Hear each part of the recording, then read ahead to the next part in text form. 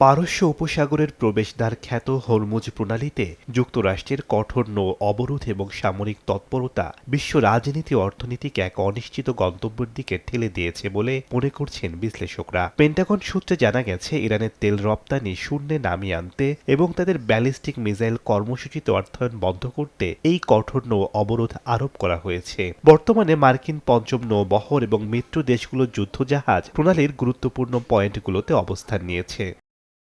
এই অবরোধে তাৎক্ষণিক প্রভাব পড়েছে জ্বালানি তেলের বাজারে। ইতোমধ্যেই ব্রেন্ট ক্রুড অয়েলের দাম ব্যারেল প্রতি $125 ছাড়িয়ে গেছে। বাজার বিশ্লেষকরা আশঙ্কা করছেন, ইরান যদি পাল্টা ব্যবস্থা হিসেবে প্রণালীটি পুরোপুরি বন্ধ করে দেয়, তবে তেলের দাম $200 স্পর্শ করতে পারে। এই সরু পথ দিয়ে পরিবাহিত হওয়া জ্বালানি তেল, এলএনজি এবং পণ্যবাহী জাহাজগুলো আটকা পড়েছে। ইরানের পক্ষ থেকে জানানো হয়েছে, যদি তাদের জাহাজ চলাচলে বাধা দেওয়া হয়, তবে তারা হরমুজ প্রণালীকে শত্রুর কবরস্থানে পরিণত করবে। ইতোমধ্যেই পারস্য উপসাগরে বিশাল নৌমহড়া শুরুর পাশাপাশি ড্রোন ও মাইন মোতায়েনের হুমকি দিয়েছে তেহরান।